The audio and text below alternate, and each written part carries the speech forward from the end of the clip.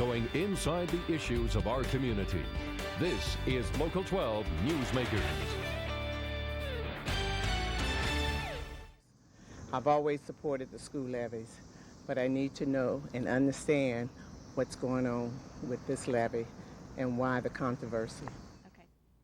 That was the question on the mind of many people who attended the Board of Education meeting for the Cincinnati Public Schools last Monday night, when two board members and a spokesperson for the Cincinnati Business Committee, the organization that normally is the chief bankroller of levy campaigns, threatened to actively oppose the $65 million levy renewal. It left a lot of parents and community people scratching their heads.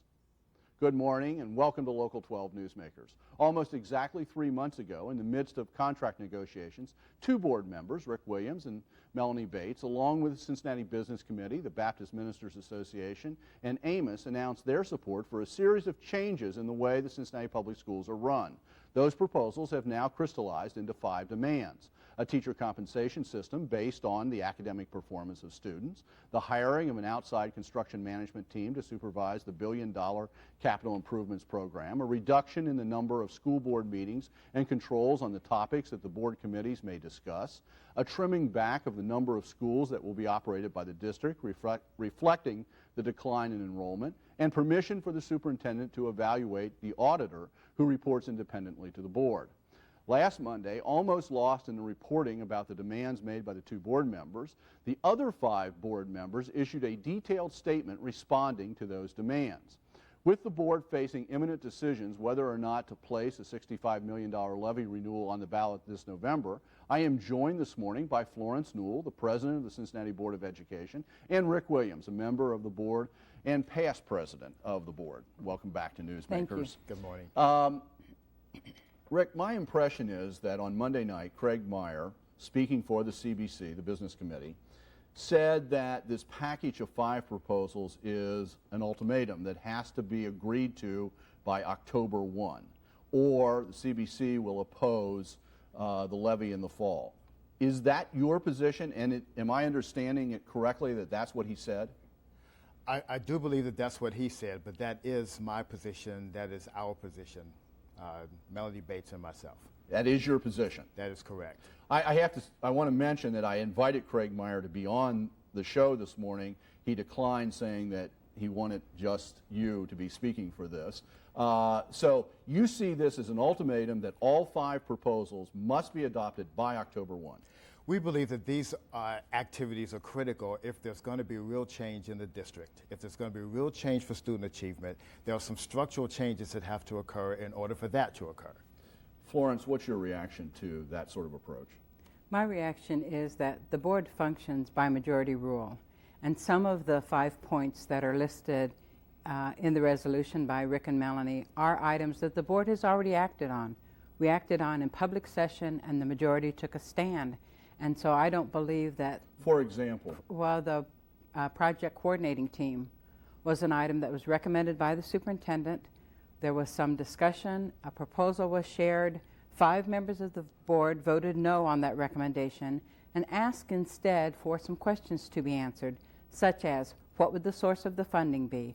What would the specific responsibilities be about the project management? That is, we all agree we need someone to manage our facilities master plan to make sure we're on budget and on time. But we wanted to know how much was that going to cost, how much was the recommendation regarding minority inclusion going to cost, and it seemed premature to accept that resolution prior to hearing the recommendations of D.J. Miller, who did the disparity study. Rick, I have to say that I happened to be at that meeting, and as I understood it, it wasn't opposition to the substance. The majority was not opposed to the substance of the proposal, as Florence was just saying. See the need for outside management, construction management firm or team, but the question is, how's it going to get paid for, and what's the recommendation? And my understanding is the superintendent has never come back to answer those questions. That the holdup is on the superintendent's side. Is that correct? Not from my perspective, that's not correct. Those questions were clear in the presentation.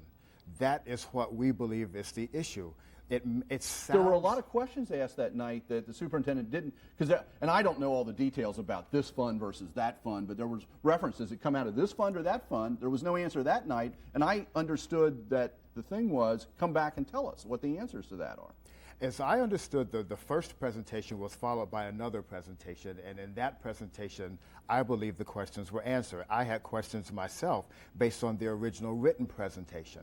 But that's how we do things. You ask questions, you get those answers, and I believe you're prepared to proceed forward. Has the answers, have The answers have not come forward. We do not, I don't have any documentation that tells me what fund the funds would come from, how we could afford to do that, and the delineation of responsibilities. Isn't one of the things here that when the bond issue was passed, or maybe even before, as you were getting ready for this, there were, as I understand, a group of people, up to 5 or 6, who were hired as employees of the board to manage this process. Isn't one of the questions is, if you now bring in this management firm from the outside and pay them over $6 million, do you get rid of those employees? And that's one of the questions that was raised. That is, what would be the connection between the CPS staff and this outside firm, and how would the reporting occur? What is the answer to that, Rick? This is a $1 billion program, and currently we have about 17 projects either under construction or about to be, which is from phase 1. We have phase 2 about to kick in. We will on a regular basis have about 30 multi-million-dollar construction projects happening all at the same time. There is no way you can have what we have as staff in place to make that happen correctly. The original conversation for this whole thing was that we would have these entities do this, but it would come out of the general fund. But is the staff going to remain? You'll have the staff plus the outside firm? It's different responsibilities. As outlined in the presentation, there are different responsibilities. This is not a new concept. This was planned originally. All of this has to be done with the cooperation of the state, because the state school facilities committee. Yes. Has the state signed off on this plan? No. The sign-off occurs when the dollars, as the process moves forward. And one of the questions that was raised that has not been answered is, can the funding come from Fund 4? This would all be paid for by the district, not by the state, although they need to approve it.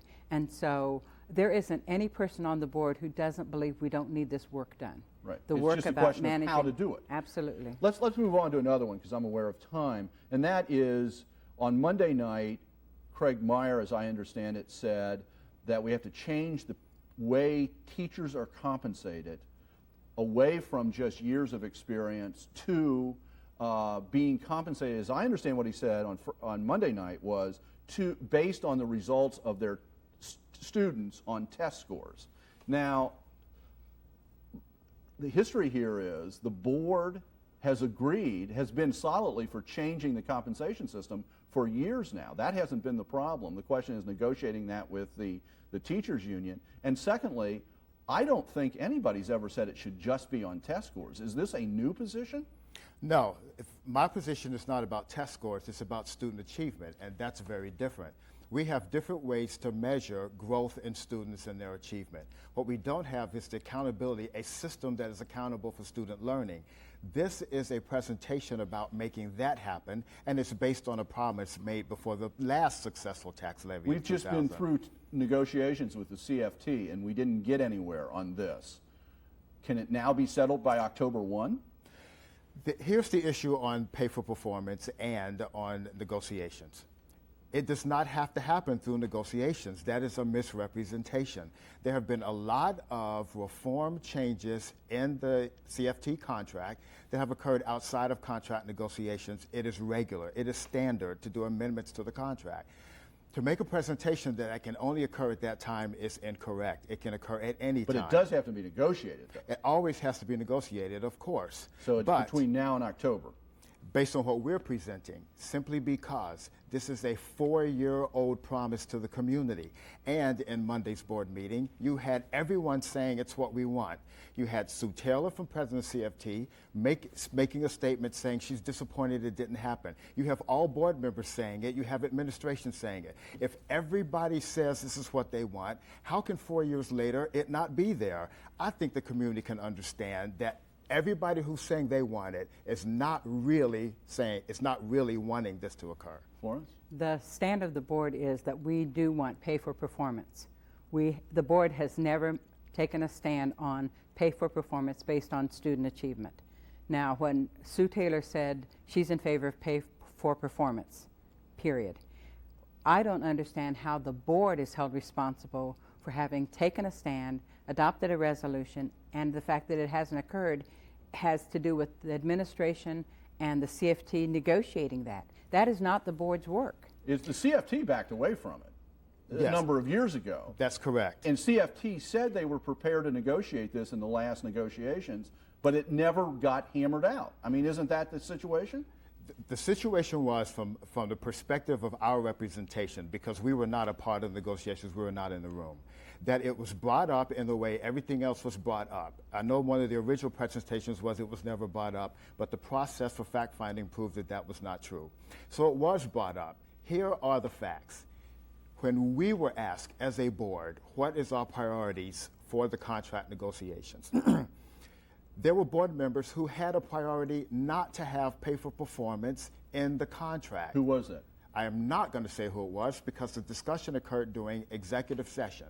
But the executive, and this is a breach to bring that detail forward. Did a majority, though, support pay for performance? The presentation is there are 7 bosses to the administration, to the superintendent. What kind of a potential mandate or charge can come from one part of the board saying don't have it in there, and another part of the board saying have it in there? That is Florence, not a charge. What was the charge given to the superintendent and the negotiating team? I believe the superintendent was clearly charged with including pay for performance in the teacher's contract. But what's more important is that the contract does contain a side letter that says that is an issue that we will discuss and work on. Now, I believe the best way for that to happen is for there to be meetings between the administration and the CFT to find out where the CFT stands on that. Sue Taylor has provided us with information about other plans across the country. And that's what she talked about on this show about. She has said publicly she is ready and willing to have discussions about it. I think the best way for us to really reach that goal is to start the discussions with CFT. I have to say, year 2000, this was presented because it was done. It was done in collaboration. The architect of that plan was the president of CFT at the time and the administration, who came together in all the collaboration language that is put forth now to create the plan. The plan was voted down by CFT. My presentation here to say to you is, when everybody keeps saying they want it, and yet it never happens, what do you conclude from that? This is not a presentation and you're saying that it's the board, it's some element of the board that's stopping this? I'm saying throughout this process, or is it the superintendent? There are people who are saying, we want this, and they don't. We are trying to shift. Who doesn't want it? Do you think the CFT does not want it? I don't think CFT wants pay for performance. Do you think the superintendent wants it? Yes. Do you think a majority of the board wants it? Yes. So the majority of the board and the superintendent are on the same page? I agree with that. Okay. Then the question is, why wasn't the board's position clearer, or why wasn't the negotiating team's position clearer during the negotiations we just concluded? The negotiations is one aspect. Here's my point. You don't have to get this through negotiations. I think that the risk, the things that are in jeopardy during the negotiation period are not the time to make those kind of changes, which is why all the reform changes have occurred through amendments. Our presentation here is about creating the political will for this to happen. Our message to the community is, we can no longer continue to make presentations of what we're going to do because it doesn't happen. Okay. We have to say what we've done before we start to ask for dollars from the community. I'm aware of time. This show is going to be seen on June the 20th. My understanding is by June the 30th, 10 days later, you have to have a budget. This relates to, as I read the 5 people's statement, the question of meetings, number of meetings. That's why I'm bringing it up in this context. Where are we on budget? I have not really, has a budget been presented to the board yet? The budget has not been presented. The Budget Commission has met and I believe have completed their work. The next step is for that to go to the superintendent and for the superintendent to make his presentation to the board. And one of the requirements by law is that we have a public hearing to discuss the budget. None of that has occurred yet. Isn't this getting pretty late? I believe that it's very late, and that what will probably result will be a resolution to defer the budget so that we will have time to have the appropriate discussions after the budget has been presented. Why hasn't this been presented to the board yet? Why hasn't what been presented to the budget? board? This is the time of year that the budget is done. But aren't we late in that process? We're supposed to adopt it before June June 30th. That's correct. Okay. Probably contract. Here's a question, and I'm just picking up what I'm hearing from a variety of people in the school system.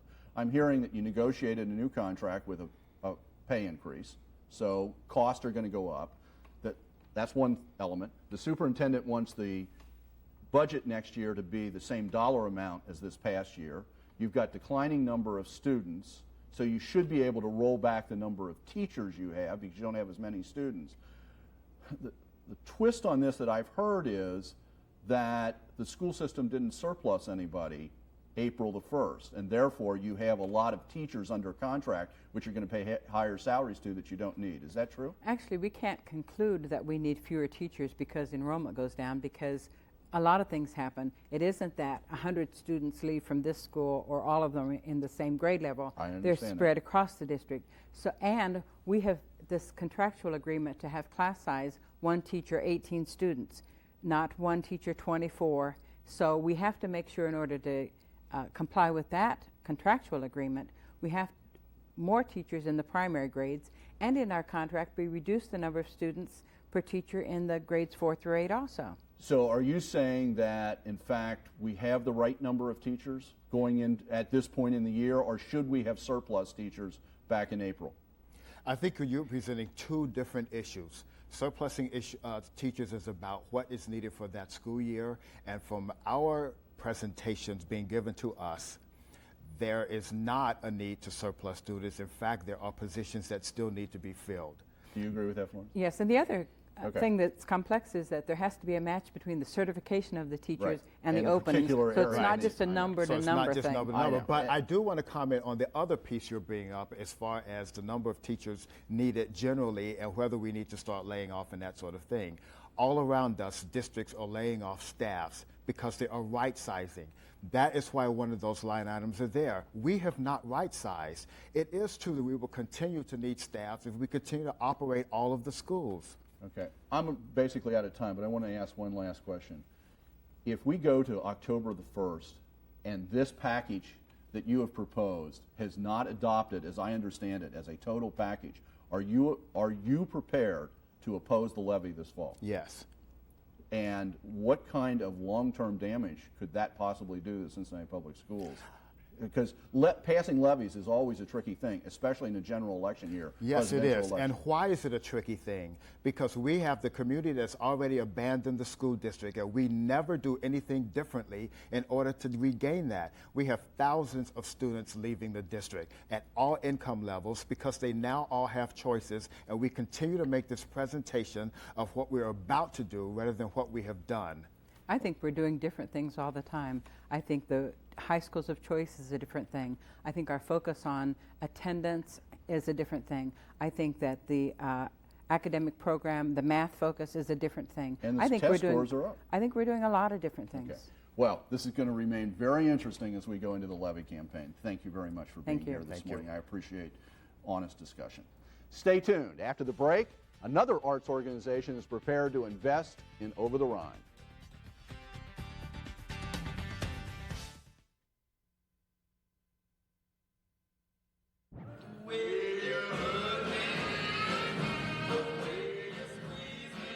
By blending music, movement, and stage presentation, ballet is at one and the same time the most complex yet straightforward and most beautiful expression of emotion and art. But as we all know, have come to understand, cultural institutions are about more than art as a form. They are also about community development and economic development. Welcome back. This coming week, the Cincinnati Ballet has an announcement that is good for the ballet, for its neighborhood over the Rhine, and for the region. To talk about that development, I am joined by Susan Redman-Rengstorf, the Executive Director of the Cincinnati Ballet. Susan, welcome to Newsmakers. Thank you, Dan. What you're going to announce here is a new building, right? We're adding a major expansion to our current headquarters down in Over the Rhine, and we break ground on Thursday. Yeah, this coming Thursday, you're going to break ground. We see a picture of the new building right now. If people don't really know, this is right at Central Parkway at Ezra Charles. but on Central Parkway, sort of facing Central Parkway. It's right? actually on the corner of Central Parkway and Liberty. And Liberty, I'm sorry. Yes. And Liberty. And it's in the old brewery, backs into one of the old brewery buildings. Yes, we're definitely in one of the breweries. Why this new building? What is it why do you need more space? Well, because the ballet has grown over the last 10 years. We've been in that location for 10 years, and we've grown to the point where we need an extra studio. And also, we have an academy where we have students who come and are trained for the company and also just to love dance.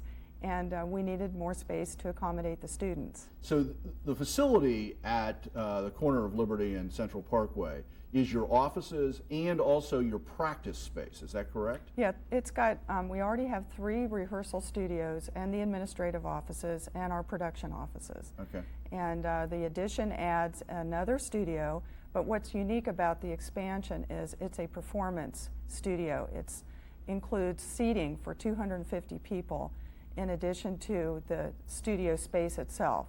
And so we've got a lot of rehearsal area and now a performance area. Now, when you mentioned the academy, what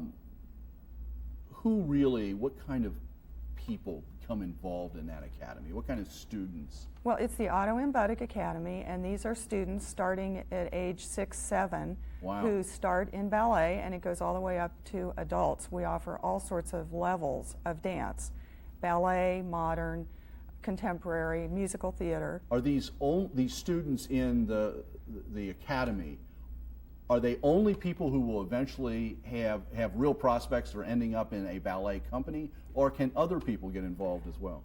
Well, of course, our goal is to train dancers or students to become professional dancers, but the statistics are small. Mm-hmm. And our other goal is to just get people involved in dance and to create a lifelong love of the art form, so anybody can participate. And do you have people from the neighborhood, from over the Rhine, who participate? We do. We have a program called Cincy Dance where we actually go out into the schools and take instructors. So we do have a relationship with the West End and the Over the Rhine community. The building that you're going to build, I mean, there's this 250 seats so that people are going to be able to see some performances there. But there's also, from the exterior, there's going to be a feature of this building. We'll be able to put the image, the drawing of the building back up. What are we going to see from the outside? Well, when you see the picture right now, you see what looks like a curved white wall, and actually that's a translucent light wall. It's translucent glass, and it is computerized, and you can animate it on the nights of performance so that the lights move through the glass, which we think will be great for that corner. So a lot of fun. A lot of fun. To animate that corner. You know, give the ballet a presence there that it's never really had. What's your next season look like? Not talking about the building anymore, but what about the company itself? Well, we're so thrilled about our season because it offers a little bit of everything for everybody. Our company is very versatile. We do classics, story ballets, we do mixed reps that are cutting edge, and so we'll be offering all of that next season. Cinderella's coming back, Peter Pan. Of course, we do the Nutcracker every Christmas. Mm-hmm. We're doing 7. And you do that not just in Cincinnati. This company travels a lot of places. We tour. We're taking the Nutcracker to Anchorage this year. We've taken it to Detroit before. We're also going to the Vail Dance International Festival in August. You were talking before, you made a reference that some of the things you do are a little edgier than the more classical ballet.